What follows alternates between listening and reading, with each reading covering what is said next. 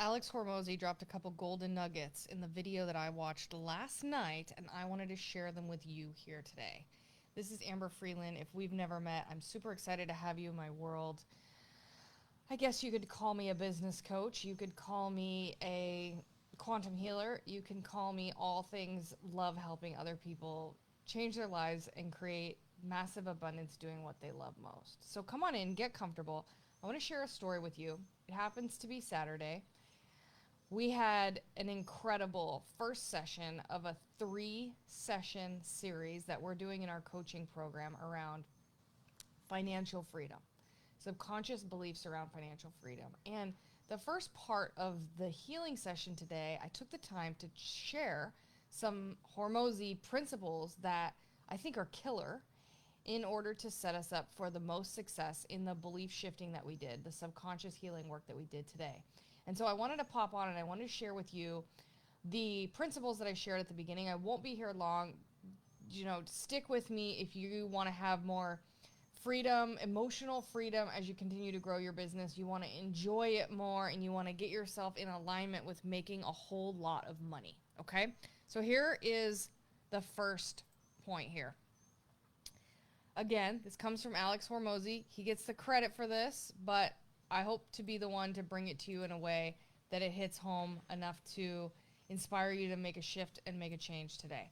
First principle, play to keep playing versus play to win. Now, what does that mean? We as entrepreneurs, first of all, are part of an insanely small group of humans, really, in the big scheme of things, who have committed to a really huge challenge, to be honest. And this is why so many businesses close every year. And this is why, if you haven't given yourself credit lately for being an entrepreneur, I want you to stop everything you're doing and recognize just how badass that truly is. Okay? We live in a world where we're surrounded by other entrepreneurs, and that feels normal to us. It is a tippy iceberg of society. So don't forget that. With that, a lot of us play to win, and we play to win really big. And oftentimes we play to win really big, really fast, which is principle 2. But right now we're talking about principle 1. If you shift from playing to win, and you start thinking of this business game, which it is, as a game to keep playing, then every challenge that comes up, it's not going to hurt so bad because you're still in the game. You overcome it. You're still in the game. You're still playing. That in itself is a win. Does this make sense? But a lot of people are going at things from this perspective of like, this result, if I don't hit that, I lose. I've lost. I've messed up. I suck. This isn't working. And they begin to do new things and switch things up and throw big wrenches in what they're doing because they're judging that by short-term, big result, consistently not hitting it, and they're not playing to keep playing. They're only in it if they win it. You know what? You think about like professional football, basketball, hockey players. Imagine if they only played to win and they threw little hissy fits every time they lost, right? I mean, and sometimes that happens in the short term, but not over the long term. Think about the guys that play to keep playing the game. Those are the people we think of off the bat, the leaders in the entire industry. They play to play the game for a long time and they leave a mark on society, right? They leave a little imprint in your mind and on your heart when you think about that game. When you start growing your business that way, your entire life will change. Okay? Principle number 2. Hormozi, thank you for this one. We vastly underestimate what we can do in 5 to 10 years. And this, I'm paraphrasing here, okay? This is not a direct quote. We vastly underestimate what we can do in 5 to 10 years, and we often overestimate what we can do in a month or a year. So in our industry, you see, I'm going to hit 10K per month, 25K per month, 50K per month, 100K. I might make that 100K per month. And so what? If I don't hit that this month, I'm a failure. I totally suck. This business sucks. Next month, I'm going to do it again. Damn, I didn't do it again. Right? I want to hit $1 million this year. Well, I might be overestimating a little bit, but I'm vastly underestimating the fact that I for sure could do that in a few years. If I would just tone it down, rein it in, and break it up the way that it's truly needs to be broken up. For instance, I'm going to hit $1 million in a couple years.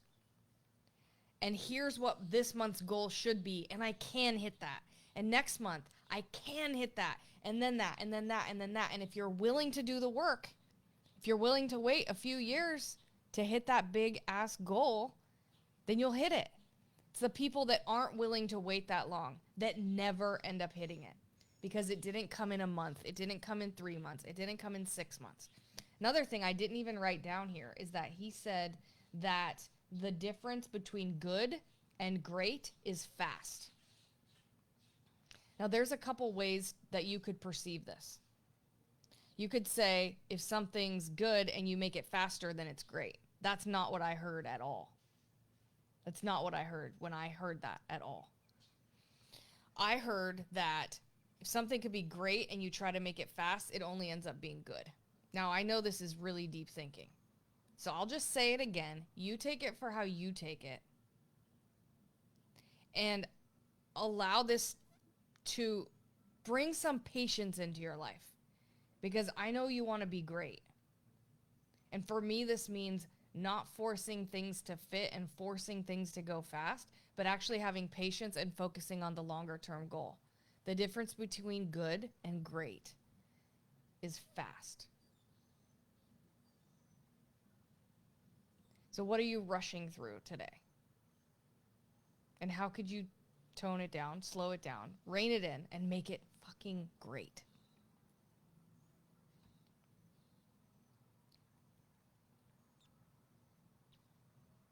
And then the last principle I want to leave you with, not only did I learn from Hormozi this week or hear him teach about it, and I have definitely thought about it prior, but I've also heard it from 2 different very high-level coaches just in the last week. One who makes approximately, I would say, about $5 million a year, and the other that makes upwards of maybe $25 million a year. Okay? And that is this: documenting in content versus creating content.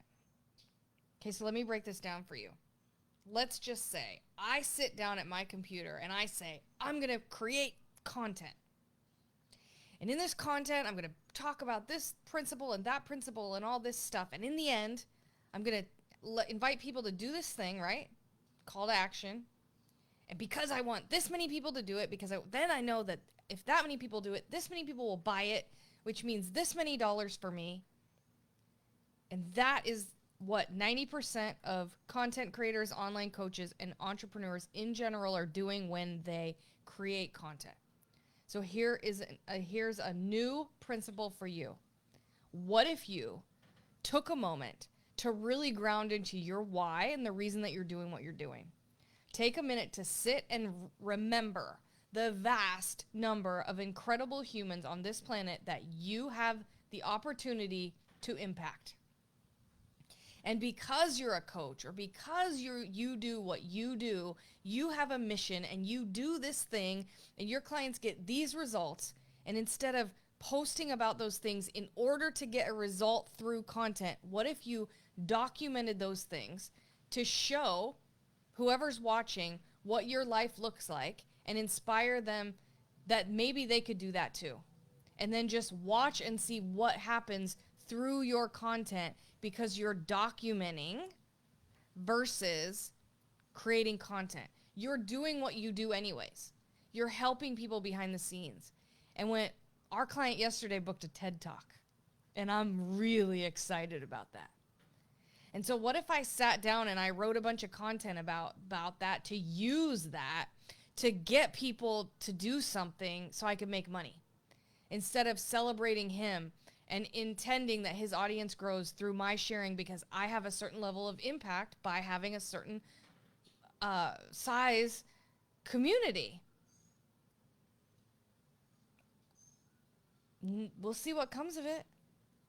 What I hope comes of it is people go follow him and we all get to watch his TED Talk.